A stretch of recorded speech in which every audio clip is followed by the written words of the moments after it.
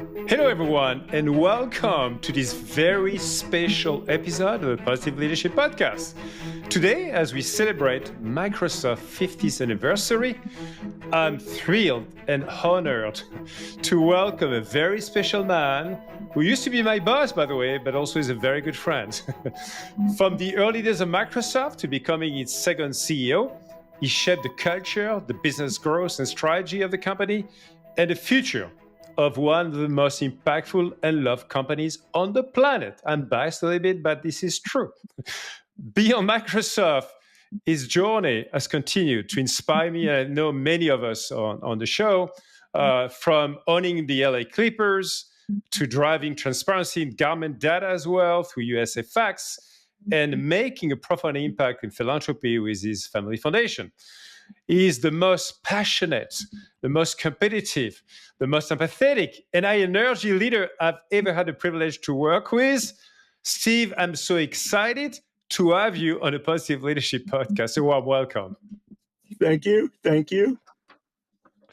So Steve, let's start at the very beginning. You grew up in a middle-class family in Detroit, with a father who worked his way up at Ford, and a mother with some Eastern European roots, I believe.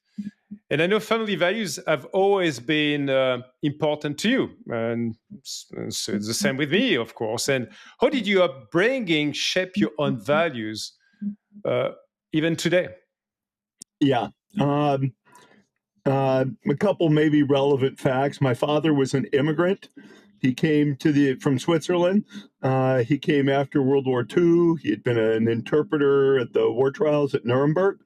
And when he came to the country, he had nothing.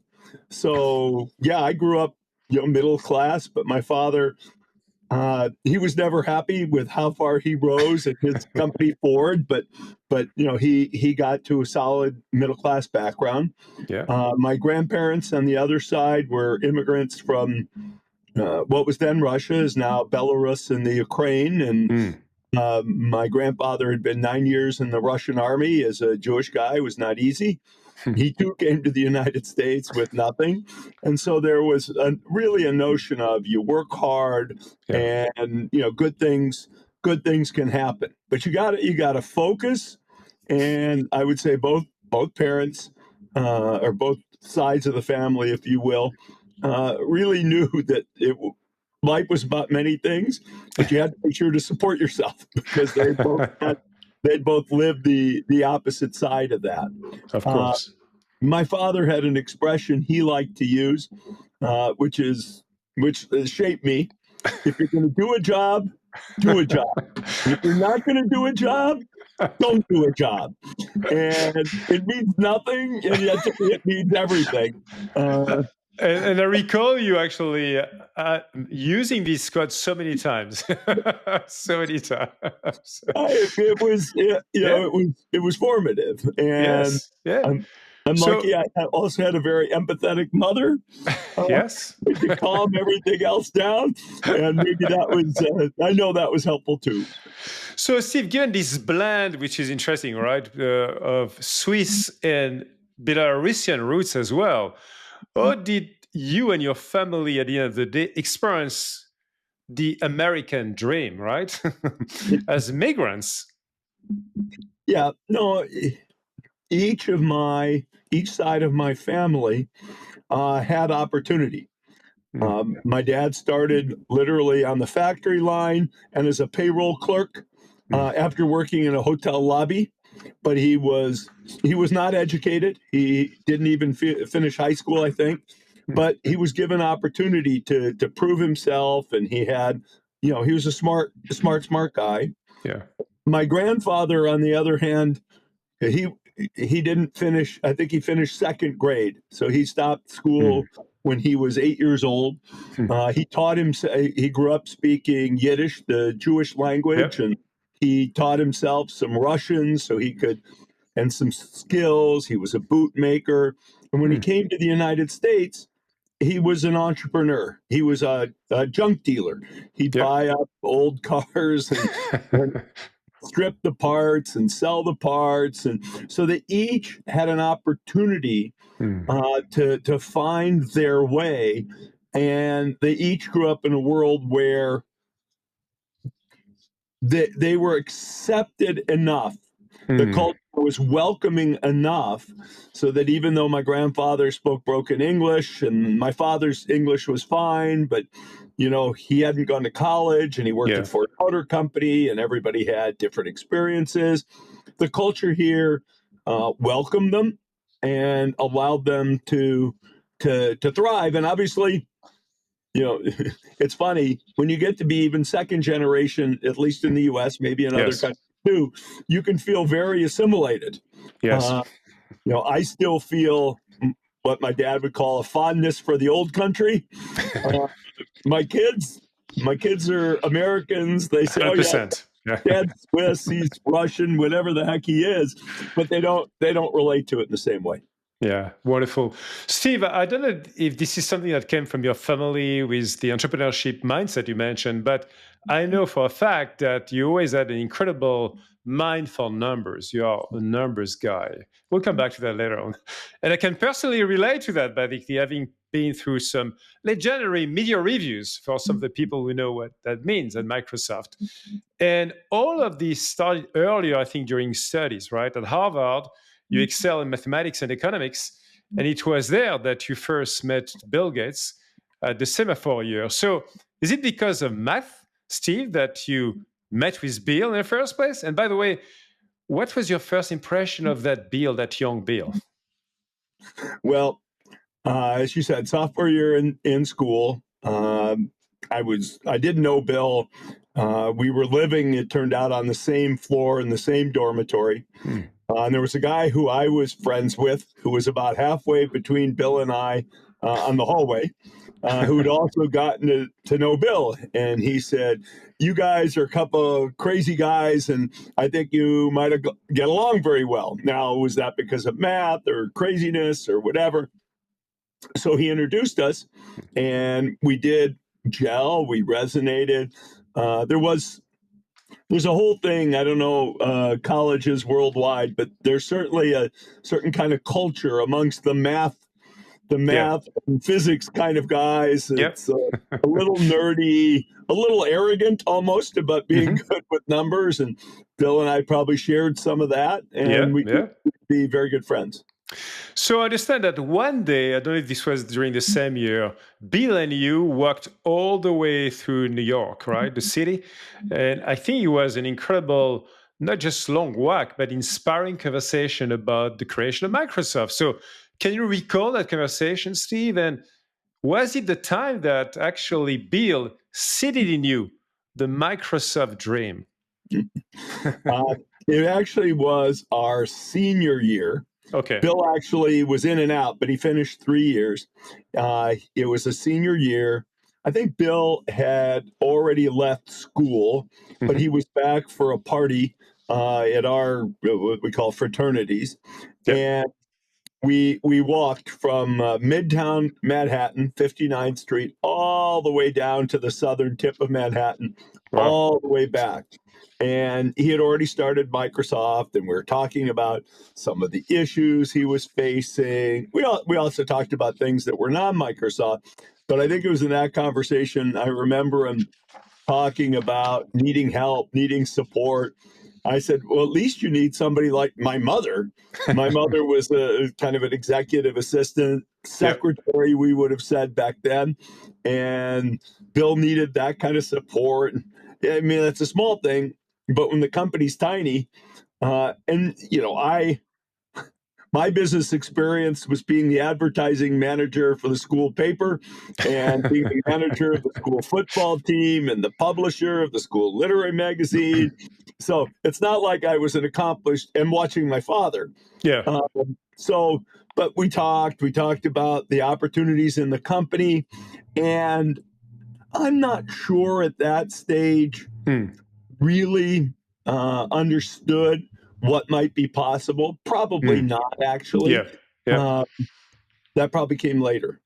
Okay, and we'll come back to that, of course, to the early days of Microsoft, Steve. But before that, you spent a couple of years at Procter and Gamble with the Masters of Branding and Marketing. Because I can tell you for our listeners, Steve is a hell of a marketer as well, on top of being an incredible seller, of course, and businessman. So tell me more about what did you learn maybe that stayed with you, Steve, at Procter and Gamble? Yeah. Well, I would say many things, but I'll pick one thing. Okay.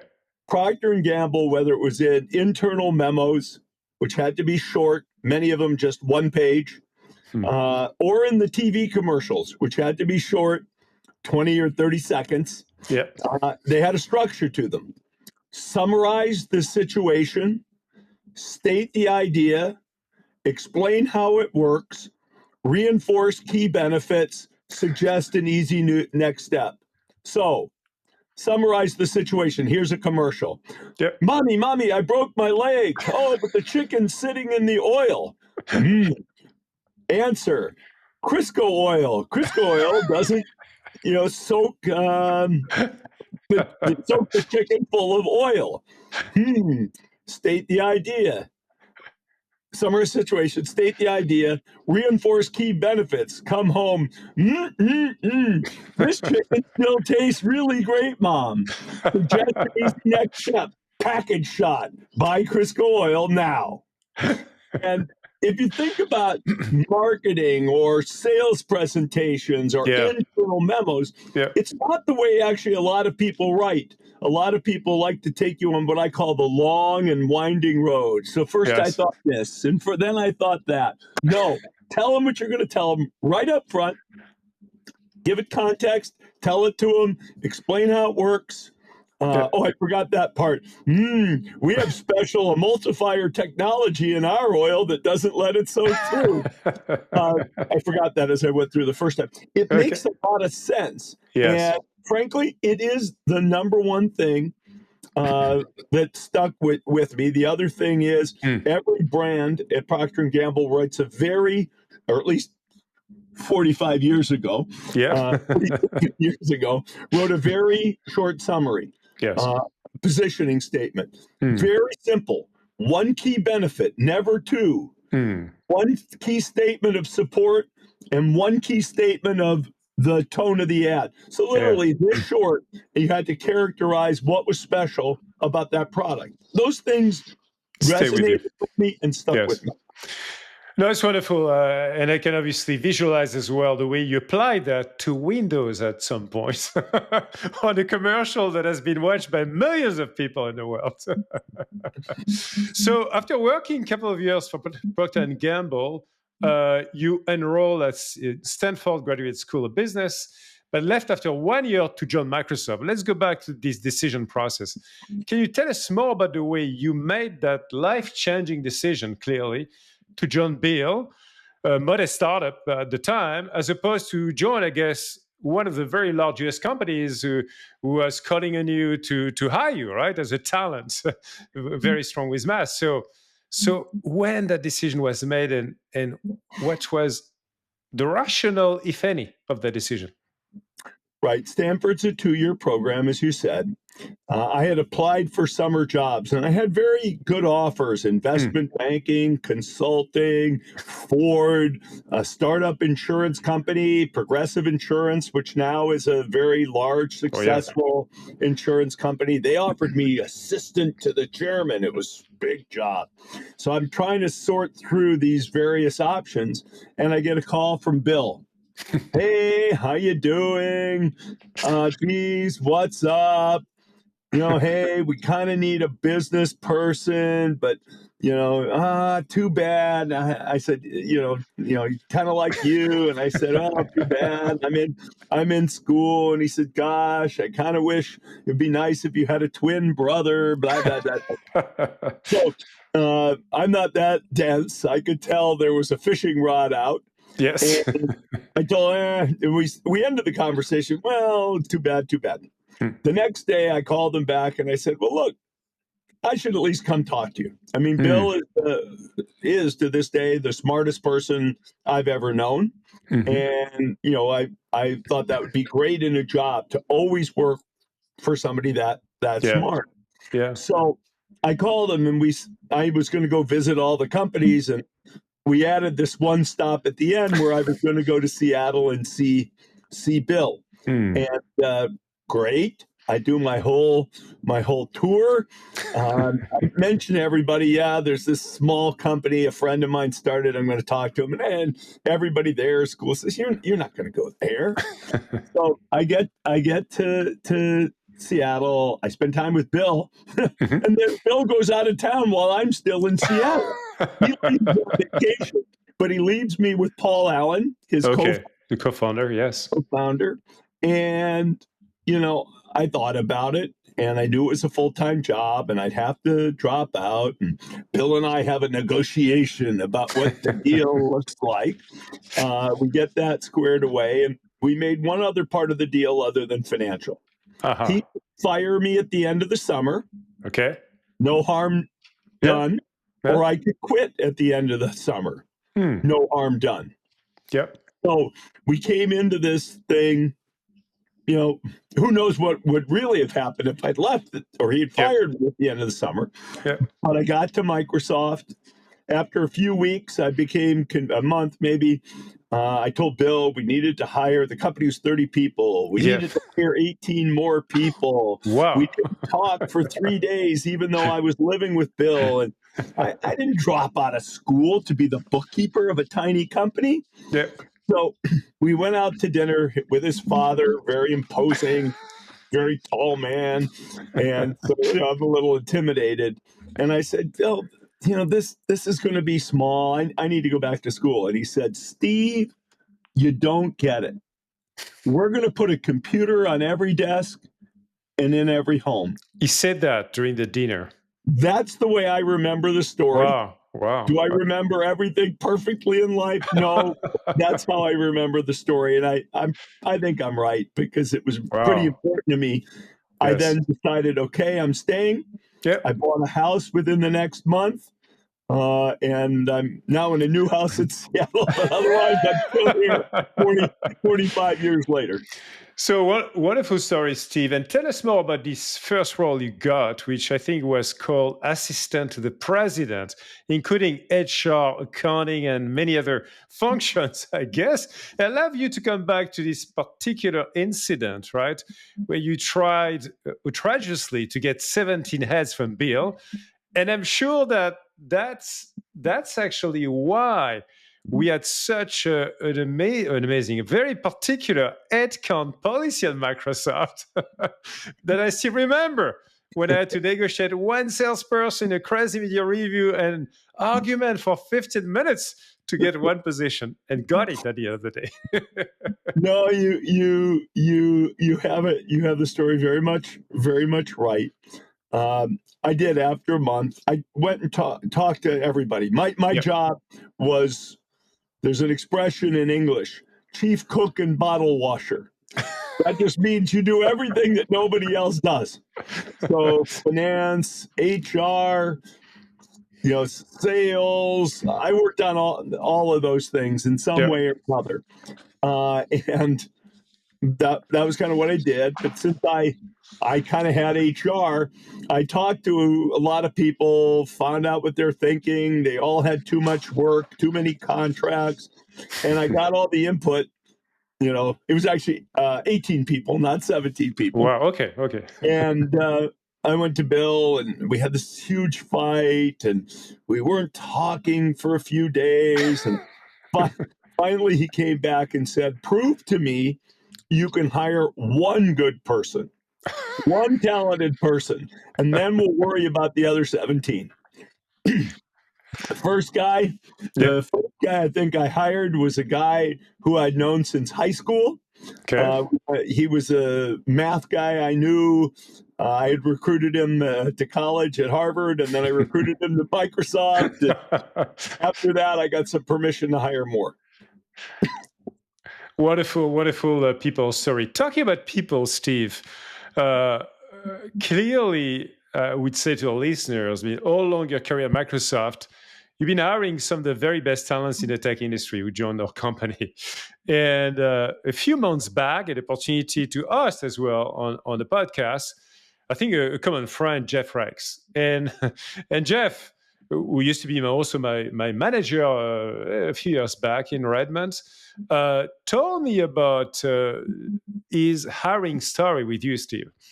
And he told he told me about the interview that he had with you. And in one moment, in the hallway of the Microsoft office of the time, you showed a room which was locked. And you told Jeff, what's behind this room is going to revolutionize personal computing in the world.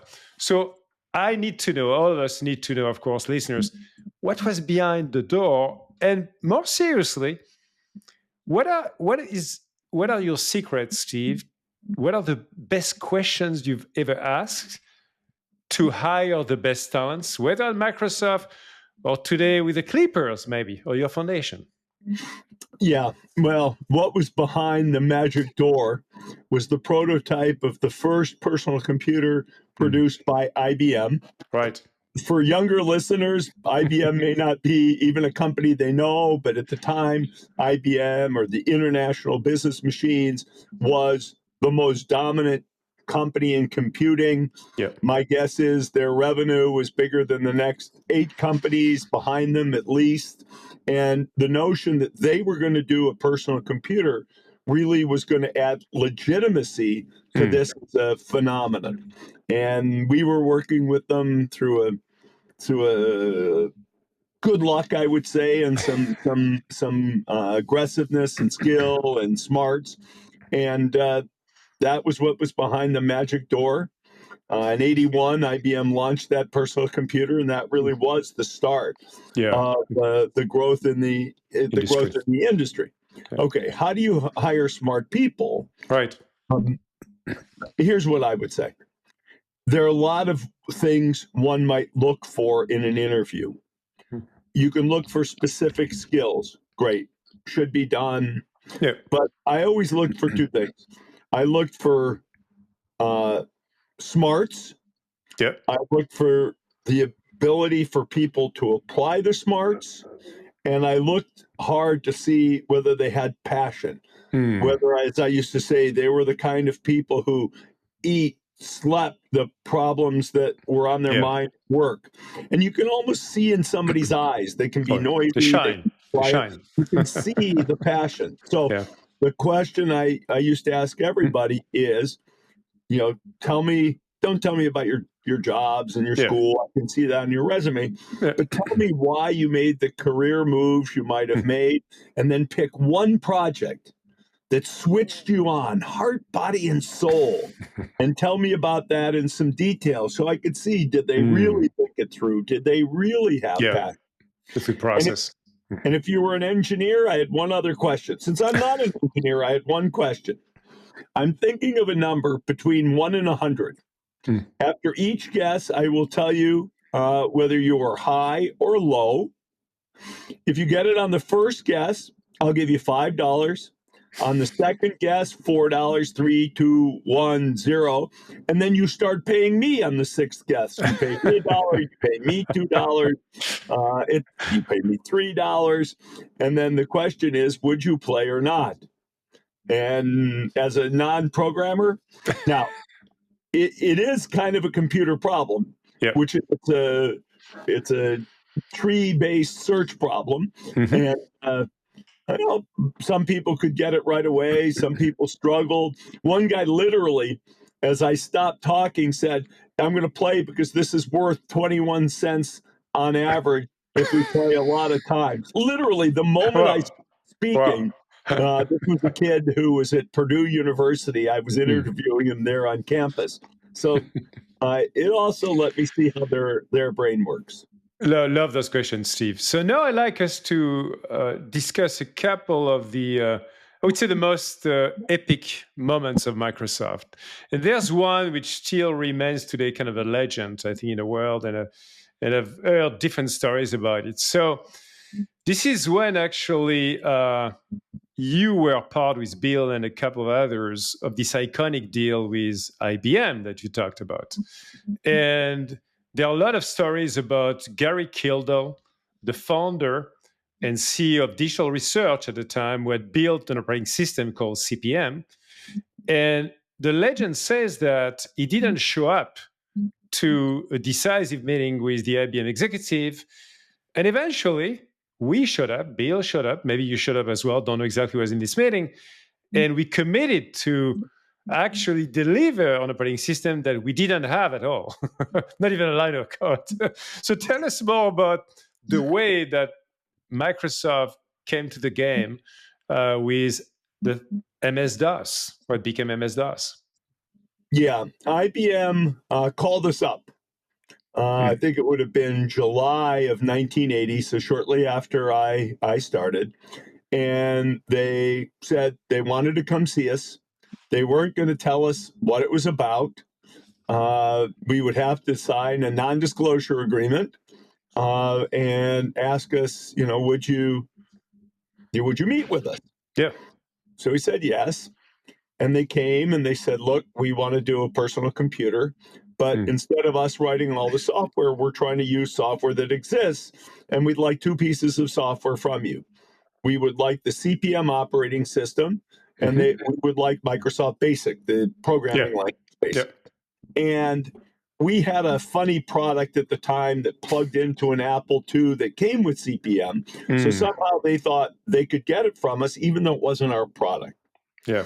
So Bill said, we said, look, we can't do that, but we'll call, if you let us, we'll call the people from Digital Research and put you on the phone. Yep.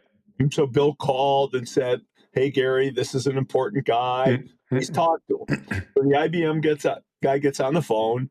Can I go see you? They go to the next day. Yep. And I think the real story is that, and Gary may have not been there. His wife was his partner. One of them was there. Maybe they both were. But the real thing is they wouldn't sign IBM's non-disclosure agreement. Oh, wow. They would not. Okay. And so the IBM guys are trying to figure out what they're going to do. Yeah. Now, we thought it was incredibly important that IBM build a personal computer. Paul Allen, Bill Gates, me. I was the newbie, but the two luminaries thought so for sure. But there was a company in Seattle that had sort of a product that looked a little bit like CP/M, but ran on the more advanced processor that Bill had already convinced IBM to use in their computer. So we said to him, look, we can take care of this. We're going to go get this operating system. We will tune it for you. We will make it perfect for you. It happened to be from a company in Seattle. I went down there, I think me and Paul Allen actually.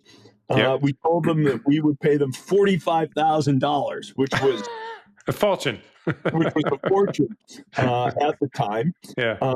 And then we told IBM we would sell it to them for $22,500.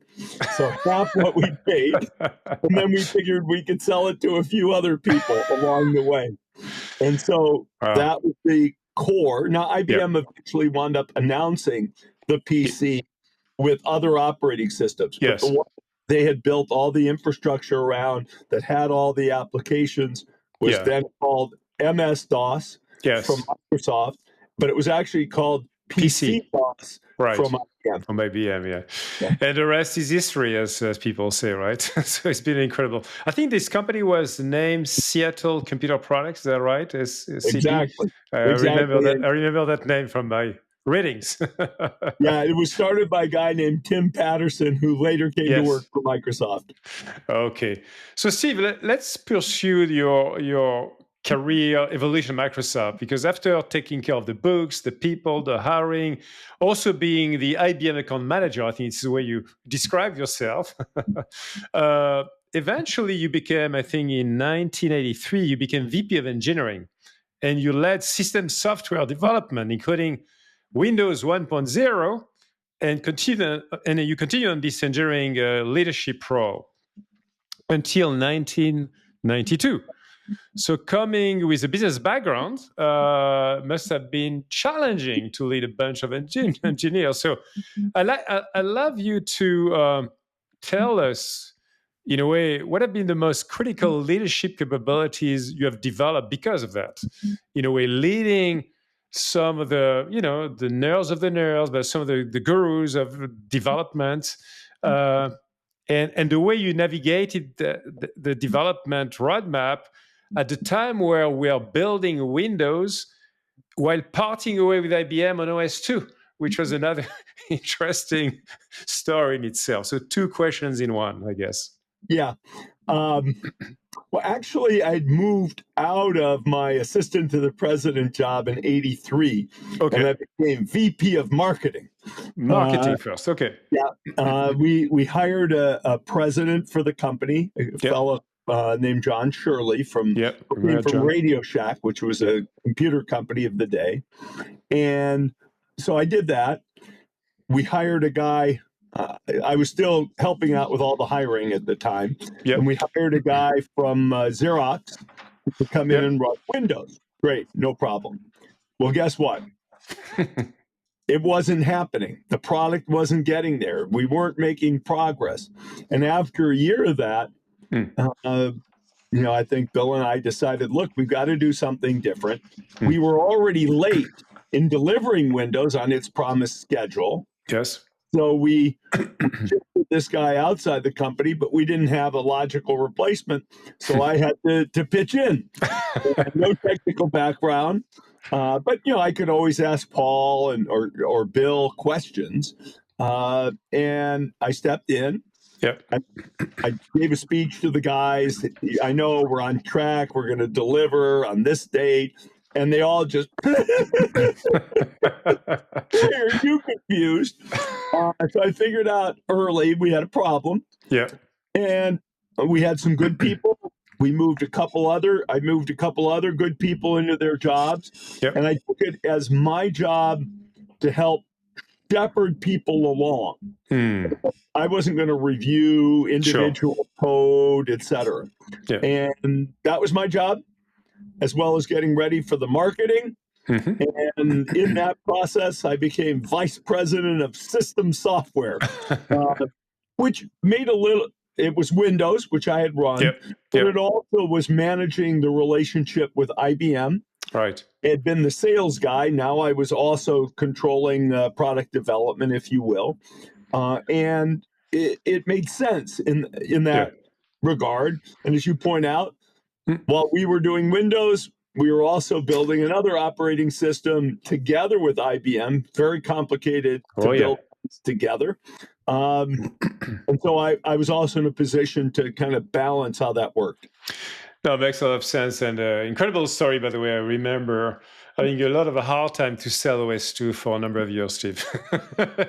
And it was freed up when Windows, of course, came to life. But it's another story. So actually, but by then, just remember, we had a new head of marketing in Microsoft France who tried hard there too to sell OS2, Mr. That's correct. I'll come back to that as well.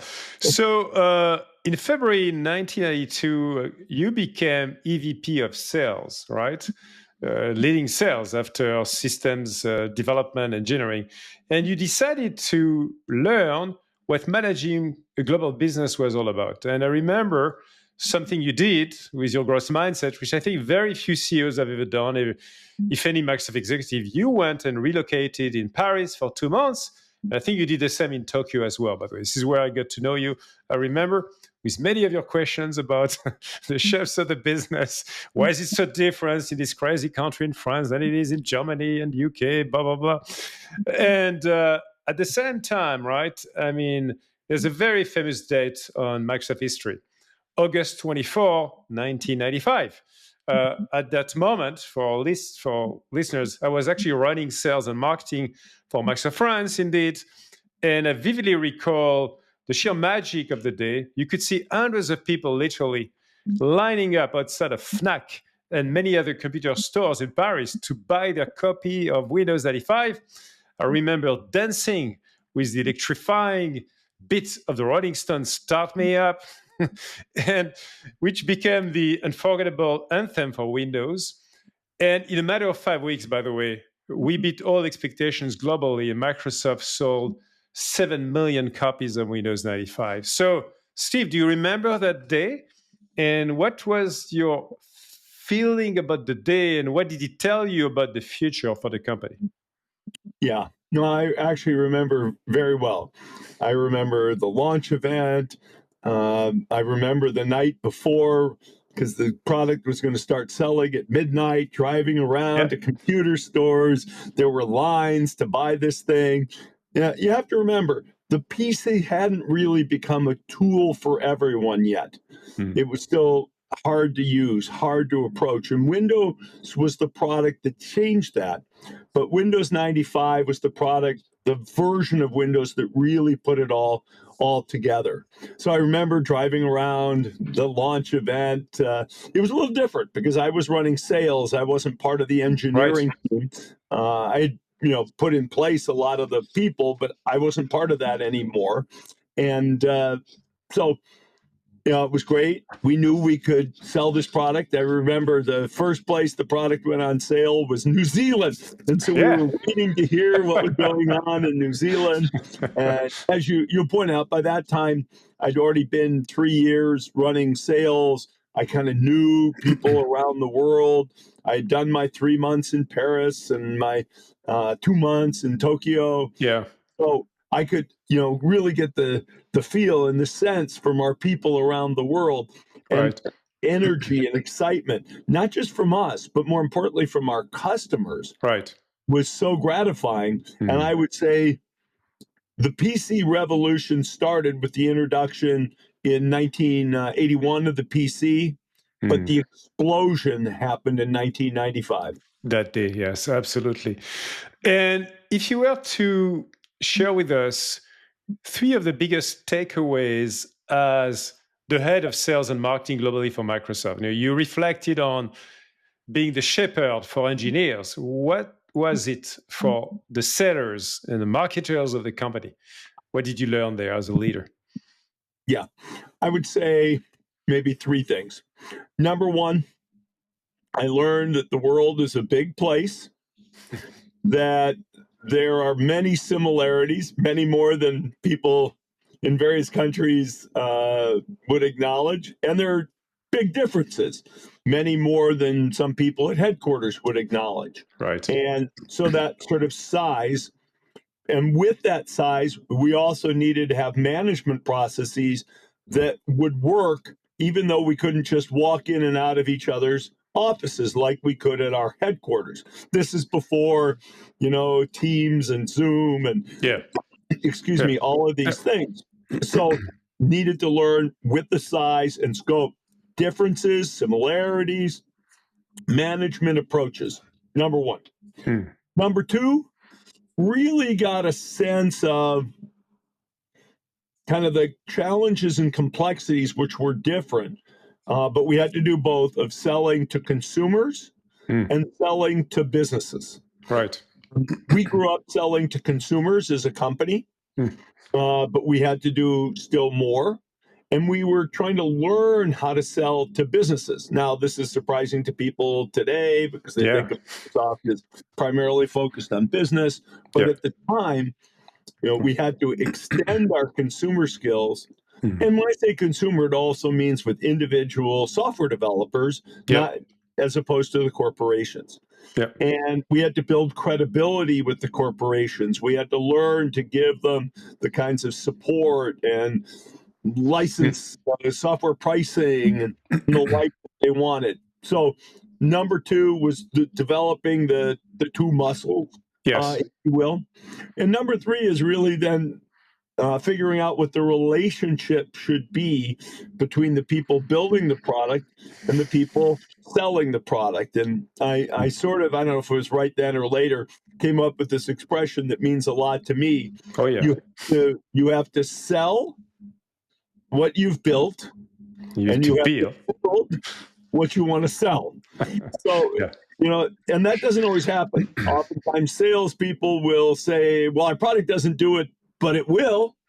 or the engineers or development people will say, "No, that's not what people really want."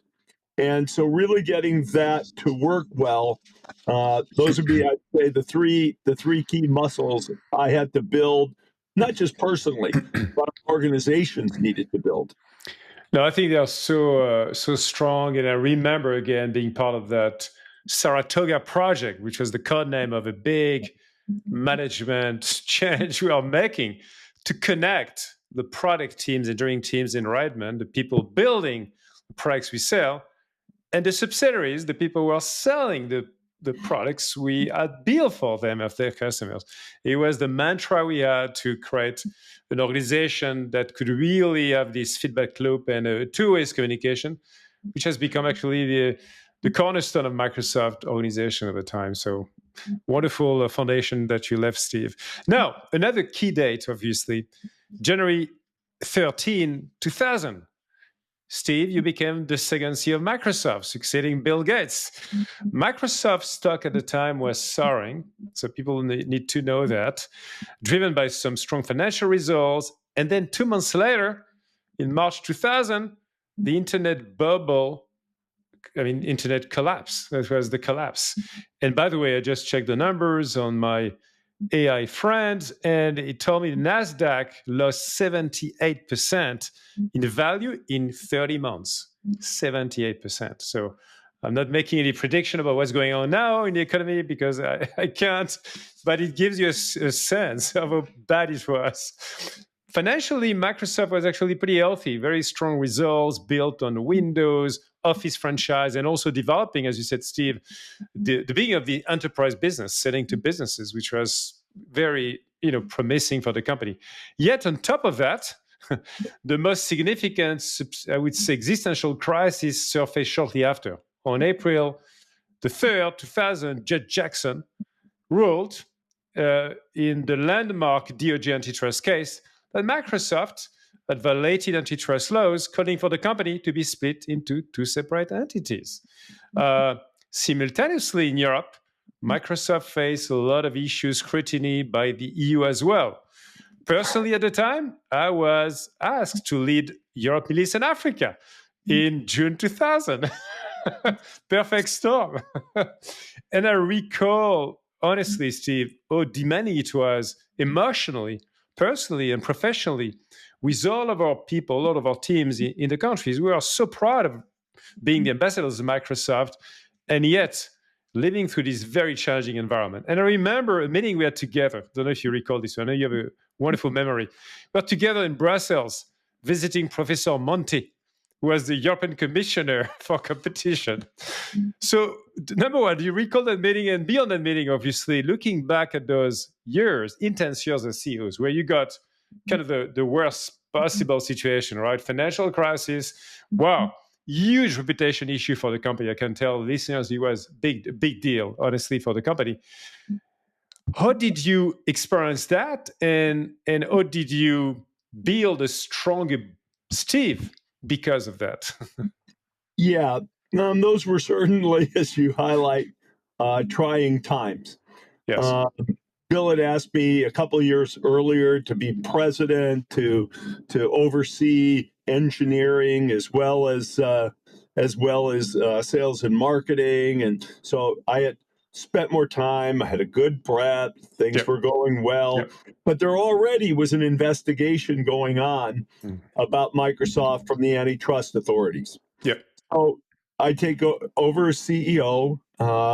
I'd gone through some personal challenges right before that with parents and the death of my dad. And I take over, and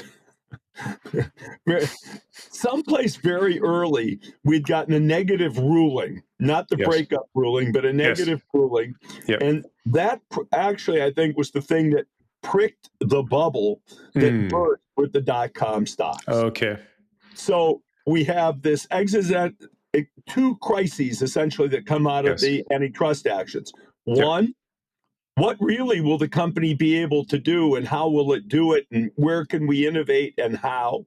And number two, we have I'll call it the culture issue that you talk about. Yes. Can people be proud and think of their company as a good company? It's a little hard to do that. People assume government is right and government accusing us of these things.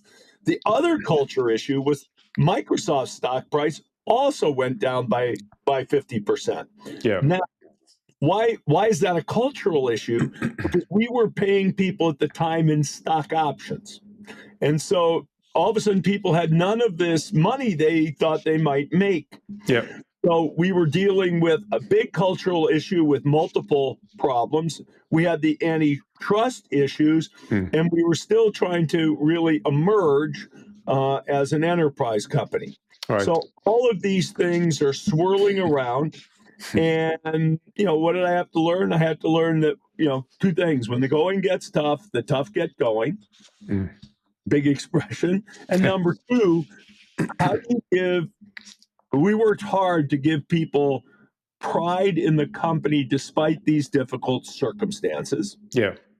I had to learn a little bit about compromise. And, look, at the end of the day, the governments who were investigating us have a lot more power than we did. So how do you ultimately not fight, but find a solution that is okay for us and meets the criteria of the other side? And we had another latent problem at the time, and that was we were trying to do a massive upgrade to Windows, Yes, which was codenamed Cairo after Windows 2000. And I'd say more than anything else, the delay in that release wound up triggering some other problems that don't show up in later in Microsoft's history. But was that because I was distracted? Is that because Bill and I were distracted? He was chief software architect at the time, but it was a trying time. The meeting you talked about with Commissioner Monti, I remember very, very well. We were trying to reach some kind of compromise. He was saying, if you don't, we will bring an action. And we'd been working on it, and he invites us to his home. It's my birthday, by the way, that day. And because we had some free time, I think maybe that's the day I went out and visited. Since I lived in Belgium as a kid, I visited the city. Exactly. And Mrs. Monti served tea and tea. Very nice, very nice. But then at the end, he pretty much told us, yes, we're still going to sue you. Very kind man, but very much sticking up for his principles. So some pretty tough, intense years for you, Steve, as a leader, and I'm sure that that developed a super strong resiliency as well as a CEO. Now, as I want to cover many of the topics with you, Steve, I want to ask you the very last question about Microsoft. What is it that you're the most proud of? Your 35 years at Microsoft, and is there anything that you would do differently if you were starting all over again, appointed as a new CEO today? Yeah. One, I'm very proud of the people that not only I hired, but the system and culture of hiring and developing people. Yes. I mean, you're an example of that. I'm an example of developing at Microsoft. Satya Nadella, the current CEO, hires people, the jobs that help people grow. I mean, Satya's an incredible talent, but he was able to see the sales side. He ran an R&D group, focused on business applications, focused on search, focused in on the enterprise before he became CEO. I'm very proud of him. I'm very proud of the culture of finding good people. I'm very, very proud of the culture, which I think still exists, of being very committed, very hardworking, very focused in on success. I think those things are very important. So that'd be number one. From an accomplishment perspective, I'm very proud of the growth we had and how we pivoted. Maybe we pivoted too far from the consumer, but we built an incredible business selling to enterprises. We essentially inherited the mantle from IBM to become the large software company serving businesses large and small in the world. And number three, I think we set the company up well for the next big shift, Next being wave. the shift to the cloud. Yeah. And that's when companies fall apart. Now, I have some things I don't feel as good about. I don't feel as good about what we did with Windows and the impact that that had on our Windows mobile business. But net, those would be the three things I'd probably highlight. No, this is a very strong list, and I would always put people first, like you did, Steve. And I think you're by far, I mean, you created such an incredible culture, and your legacy, which I think is the most brilliant example of that people culture, is Satya. And having worked with Satya for a number of years, I can tell you he's been an incredible leader. And I'd love you to share to listeners, what is the advice you gave Satya as he stepped up as a CEO this day where we saw him with you and Bill, in one of the halls of the campus announcing, okay, this is a new era starting today? Yeah, I mean, advice. Yeah, look, he was a talented guy. Yeah. And mostly what I said to him is, hey, look, find your path, decide where the company should go. You can listen to other people to form your view, but ultimately you need to have it. And I also emphasized to him he shouldn't listen too much to me or Bill, that he had to forge his own path. And I told him something which I believe more every year, which ex-CEOs are rapidly out of date. I thought maybe in the first few months there were things I could help with, but very quickly you get out of date. Yeah. And Satya actually taught me a lesson too as part of this. The way I remember the story, he told me his father had been a relatively senior bureaucrat in the Indian government. Yep. And his father had noted for him that people who seemed unprepared to take over leadership positions in government somehow always managed to figure it out. And it was a reminder to me, yeah, he'll figure it out. He'll figure it out. And he was prepared for his job. Yes, he was.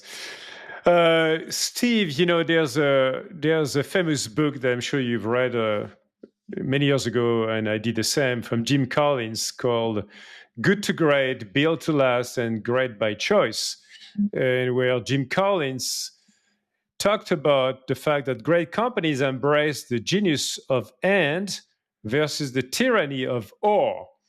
And they stay true to their mission, to their core values, while continuously evolving. They create systems and cultures that last, and instead of depending on one leader or a single great idea, great companies build institutions that last. So really, as of today, as we celebrate this anniversary, Steve, 50th anniversary, do you think Microsoft is an institution that will last another 50 years with this new AI era, which is incredible? 50 years is a long time. Oh, for sure. Probably my greatest pride actually is that Microsoft has done so well after I left. Yes. And hopefully Satya's greatest pride is that Microsoft continues to do well.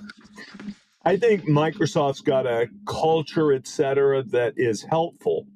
But in the tech industry, you've just got to get some of the big directions right, and you've got to get them on a timely basis. And you can afford to make a mistake, maybe or so, but you can't afford to make really too many or too big ones. Yep. Microsoft is in the cloud, but at least on one of the products, Azure, probably a year later than should have been. But the company's done very well. And catching up year by year. Doing a great job and leading with the Office products in the cloud. So, a lot of good work, but a reminder, got to catch that thing, got to catch it early. We misstepped in applying in freeing up the smartest people we could to work on the phone. Yeah. We did. We didn't get the design right. And more importantly, almost, we didn't get the business model right. We just tried to stay in a set mindset. The way you do things is you take a piece of software and you license it to somebody who makes a computer. Well, and you charge them money. That didn't work for anybody in the phone business. Yeah. So you have to have, I don't know whether I call it a growth mindset, but you have to be able to see not only just the technology trends, but how business model goes with that. So will Microsoft be around in 50 years? The culture's good, but there's still a lot of things that individual leaders and teams will have to figure out. Now, I do want to highlight one more thing to you about the book. Yes. I love the book. I really like the tyranny of or. But if you actually look at many of the companies highlighted in the book, they're not around anymore. They're gone. They're gone. So they were not real institutions, which is another learning of that book, actually. So, Steve, on February 4, 2014, you retired, and I think it's fair to say you did have a clear plan for the future, right? I mean, basically. And, I recently, at a different level, experienced kind of the same as I retired from Microsoft after 40 years in this incredible company. And I've been reading a bunch of books as well. And I've been deeply inspired by the reading of this book from David Brooks called The Second Mountain. Don't know if you read this book, which contrasts the pursuit of personal ambition and achievement on our first mountain with a more profound quest for purpose, meaningful relationships, and addressing societal challenges on the second mountain. So, when and how did you discover your own second mountain, Steve? And how do you feel about it? Well, my theory had always been that I wanted to do something while I was young enough after Microsoft. It was also my theory that I wasn't going to think about it till after I left Microsoft. I kind of have this hardcore personality. Put your head down. As they say in a track meet, you have to sprint all the way through the tape till you're done. So literally, I was sprinting until the end of December, and then the board was still making up its mind. So January was kind of like, oh, I don't know what to do. And then we picked Satya and made the transition. I was hoping just to kind of take it easy and do nothing for a while. But then I also was thinking I have to fill up my calendar. I played a lot of golf that year. Too much golf that year. But my wife, shortly after I retired, said, okay, now it's time. It's time for you to help me with our philanthropy, because she'd been doing it for a while. And I said to her, no. Because we initially focused just on the issues in the United States of kids who don't really have great opportunities just because they're born into tough situations. And it's a very noble thing, but I said all we needed to do was pay our taxes, because it's the government who, and be happy paying our taxes, the government who does that. And my wife said, no, that's really not good enough. You should work on this with me. So what did I do? I said yes, but I also tried to prove her wrong by digging into government data. Which became an obsession I had, and I started this website, usafacts.org. And then after I'd been retired 2 months, the next week after I retired, I went to see the head of the NBA and the head of the NFL about buying a sports team and getting a basketball team to Seattle. So let's, if you don't mind, let me interrupt you right here. And we'll come back to USA Facts as well, because it makes me think about another shared memory, Steve. Back in 1998, I was actually living in Bellevue myself a couple of years, because he asked me one day to go to the headquarters, which was a wonderful experience. And I remember every weekend I was also doing some sports at the Bellevue Sports Club, and I could see Steve practicing his basketball on your own. And yet, exactly 16 years later, I learned about the fact you signed, and I think you signed a check of more than $2 billion, which I think the biggest check ever signed at the time on the basket NBA in the US to purchase again the LA Clippers. So what triggered this bold decision in your mind? You are passionate about basketball. You wanted to coach and lead, not just a bunch of engineers, but some players as well. What happened in your mind? Well, yeah. People say, did you grow up, always wanting to own a basketball team? The answer is no. Who thinks they're ever going to get enough money to buy a sports team? But when I got to Microsoft, Paul Allen in the late 80s, mid 80s, bought a basketball team. And he kept saying to me, Steve, you'd love it, Steve. You should do this, Steve. And so when I retired, I knew I'd like to do that. Yeah. By then, the Seattle team had moved to Oklahoma City, so I really wanted to have a team here. But by then, the league had learned their lesson. Don't let teams leave their hometown. There's no team in Seattle. And so I look at the only team for sale, which is in a city called Milwaukee. Yeah. Long ride from here. A lot of snow in winter as well, very snowy. Yes, I happen to be on the board of Manpower, so I go there from time to time. Good observation. So after about, 2 months or so after I retired, the then owner of the LA Clippers, a tape emerged on which he said racist things. And the league decided he could no longer own his team. And I like LA. I liked LA at the time. And I said, this is it. This is my opportunity. And actually, my son said to me, Dad, this is your opportunity. You have to do this. My middle son. And I was able to buy the team. Yes, the price was about 4 times higher than anybody had paid for a basketball team. But it was in LA. And there's, sports teams have they don't really trade like businesses. They trade almost more like pieces of art. And LA is, probably the most desirable place for people globally to own a team and for players to play. Players love LA, so better chances at championships. So I bought it, and it's now been, 11? It's my 11th season. Yes. We've not had a losing season in 11 chances, but we also won the championship, so we're still working hard. Going after that. I'll come back to that in 1 minute. So, Steve, I had the opportunity to ask someone that you may know, maybe from Seattle, Pete Carroll, as the head coach, on my Positive Leadership podcast a couple of years ago. And he's been working with Microsoft as well on the growth mindset, his methodology. And I read his book, had a great discussion with him as well. He has developed a philosophy called always compete with 3 rules. Number 1, protect the team. Number 2, no whining, no complaining, no excuses. Number 3, show up early. So, Steve, having known you for over 40 years now, I know how incredibly competitive you can be. And yet, how personal and compassionate you are as well with people and teams. So in this new exciting Clippers era, how would you describe your own leadership philosophy now and the mental model you have for competing at the highest level and winning the championship?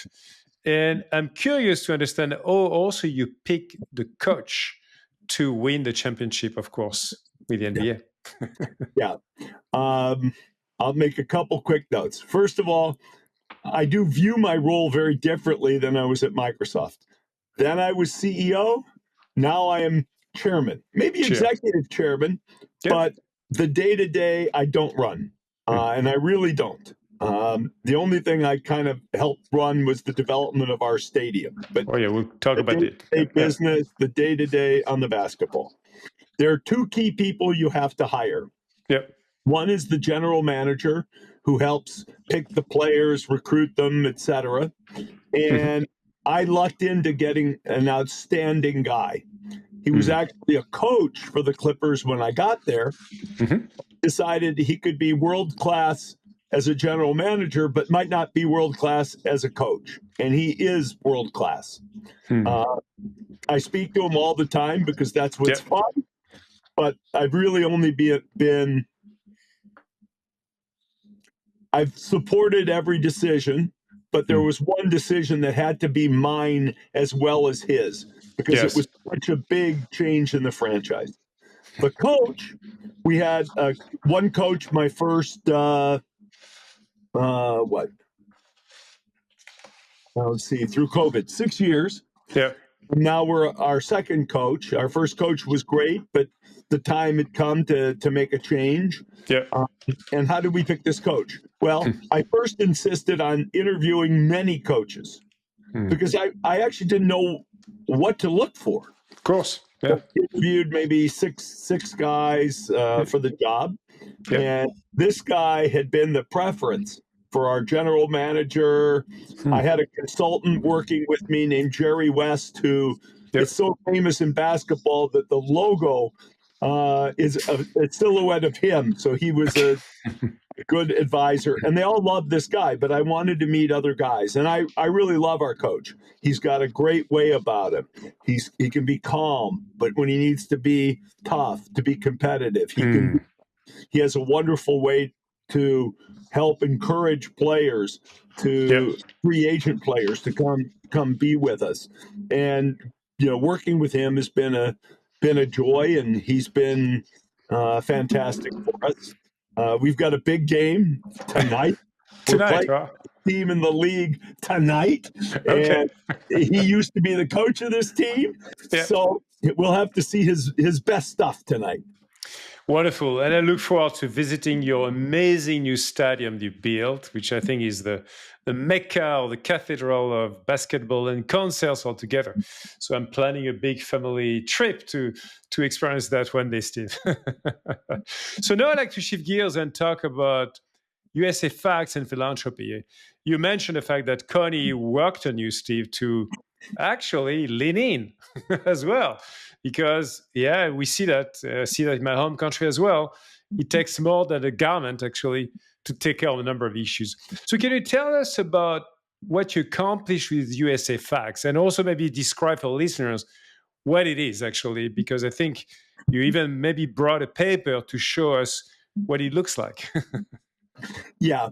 When I started, as I said, I was trying to kind of prove to my wife, to Connie, that government really does handle the issues of the less fortunate kids. Yes. But it was very hard to actually find, and I'm a numbers person, so I'm saying how much wealth really gets transferred from the rich or people to the less rich people. What does government do to support opportunity?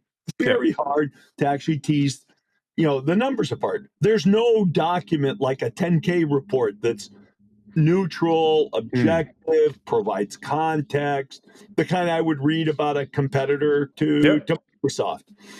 So I was learning about all these things, and then I said, it's possible that somebody else might be interested.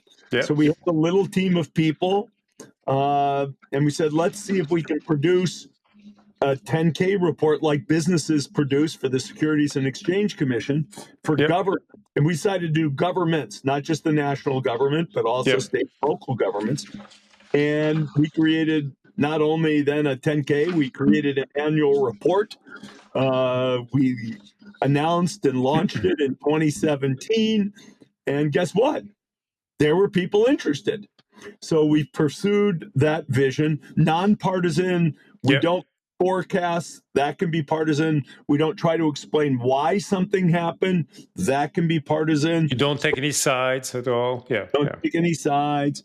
And so we've been at it now, since late 2014. So we've been at it maybe 2015, 10 or 11 years at this stage. And we have some impact. We had about 16 million organic non-paid visits to our site last year. We have a newsletter that has over 450,000 subscribers. Had 70 million people view our videos last year, 15-minute videos. 10 million of those times they finished all 15 minutes. So we have really some impact, but it's not fulfilling my full ambition. There's 100 million people in the U.S. who we need to educate, and we're not there Yes. yet. So just, I don't want to be controversial, Steve, but obviously we are going through a very turbulent times, I found, globally, right? I mean, right now. And there's many issues that are being discussed in societies, in the US, in Europe as well, like immigration. And I know you've been studying numbers on migrants and how many, where do they come from, what, blah, blah, blah. How much do you think that our current society, it's not a political, question really, do you think our people today care about the facts, the numbers and the facts, as opposed to, yeah. I think there are large groups of people on the opposite side of many issues Yeah. who already have their minds fixed. Yeah. But there's not a small group who are in the middle, who are interested, who want to learn and make up their own minds. And I'm not saying everybody doesn't make up their own mind, Yep. but who are blank slates in a sense and want to dig in. We have people who are on both sides dig in, even if they're not in the middle, because they're interested in the data. But there are people with open mind, I'm not going to say everybody else is close by. There are people who are undecided without and so we can feed that, and we look to feed that as well as to arm the people who already know what they believe with data that helps them make their point. And personally, I wish things weren't as acrimonious. Maybe they are in the United States, and I think that's true in some other countries at this stage also. That's right. Yeah. But we just need to keep doing our job and trying to add value. No, I think this is actually a very strong contribution to all the people, communities who need those facts and check the reality. Now, given all the work you've done on many topics, including economic and social mobility in the US, right?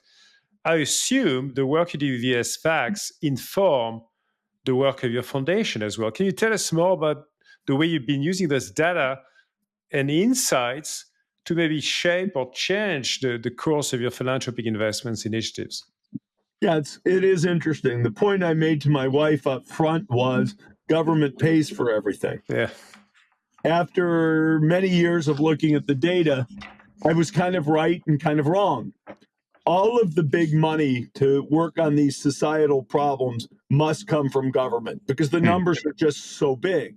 Yep. But there are small holes and pieces that must be filled, whether it's people who will push for more money for preschool education, whether it is not-for-profits. The government pays for almost everything, but they don't pay for some of the key pieces for the overhead. So there is a real role for philanthropy. But if you really want to improve the education system and you think money is the key by having smaller classes, no, the money has to come. If you want extra tutoring, now in small geographies, philanthropy can make a difference. So we work nationally, but we work more intimately in my hometown of Detroit, here in Washington State, and down in Los Angeles. And we can make a meaningful difference in those small geographies. Those communities, yeah. But if you want to do something nationwide, we fund a summer program in Detroit. And we'll have this year maybe 30,000 kids between the ages of 6 and 14 participate. Less affluent kids. That's sizable. Yeah. But we have a lot of resources, and we can still only do very narrow areas. So government has to come through with the money. So you and Connie have made some very significant grants over the past decade, Steve, across a variety of initiatives, again, promoting social economic mobility towards the most, I think, marginalized communities in the US, in particular, if I'm not mistaken, African Americans and Hispanic minorities, and probably some others. In my home country, and I did my homework, it's a topic that is of interest for me as well, Steve. In France, it takes an average of 6 generations for a family from the bottom 10% income group to reach the average income level. 6 generations. So as you reflect on the impact of your foundation over the past 10 years, and as you look ahead for the next decade, What is your theory of change, as it's called in social innovation?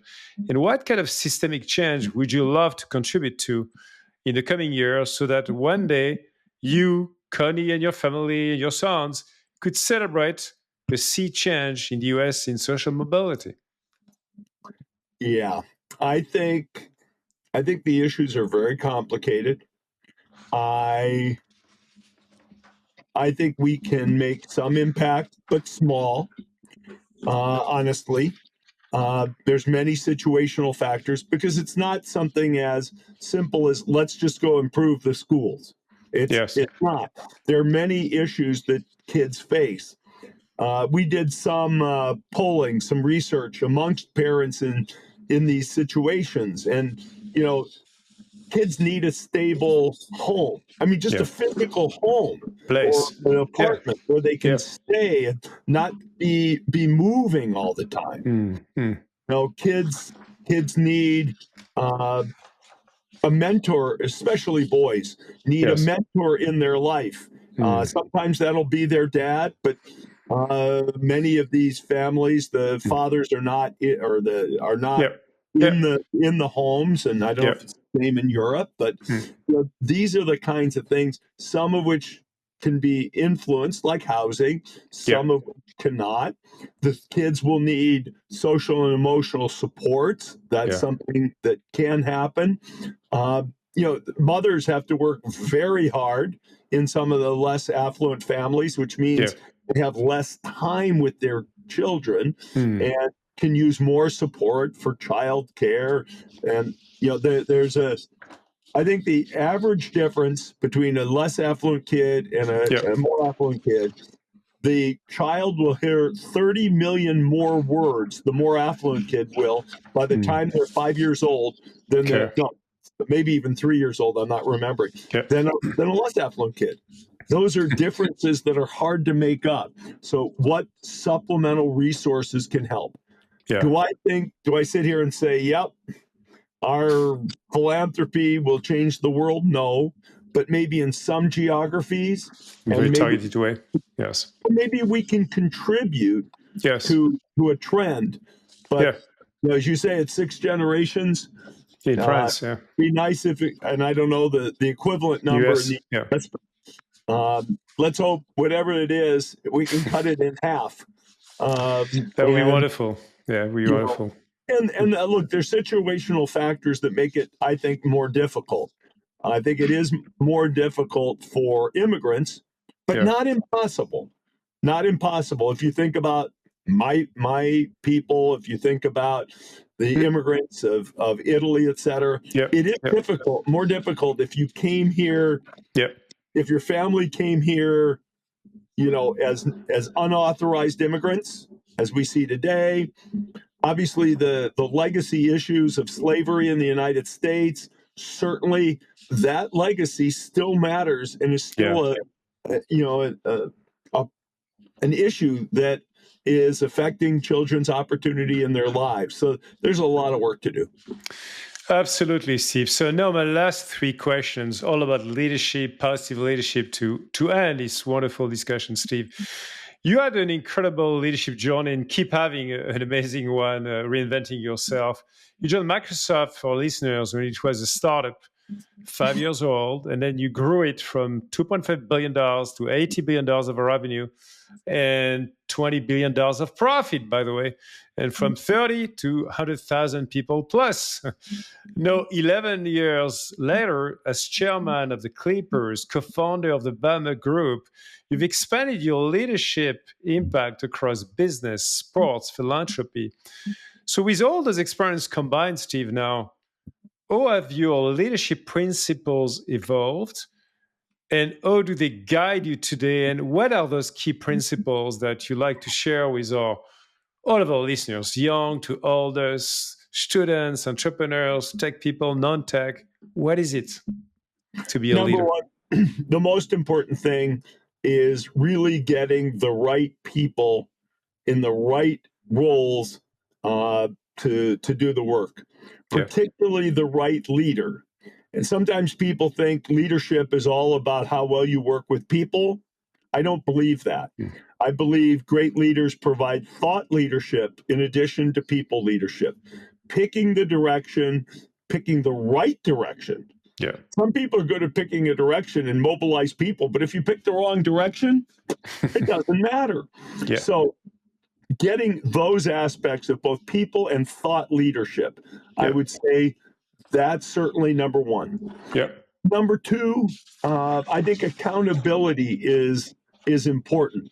In philanthropy, in tough issues that are societal, that may take many years, it's very hard to know what accountable looks like. I can't say I've figured it out, but I know some sense of accountability. And in sports, the accountability is much higher than it is in regular business, because basketball, there's something called the shot clock. 24 seconds, and you know whether you won or lost that 24 seconds. and so there's a lot, and in sports, every statistic, there's no lab back there that people can't see into. People can see everything.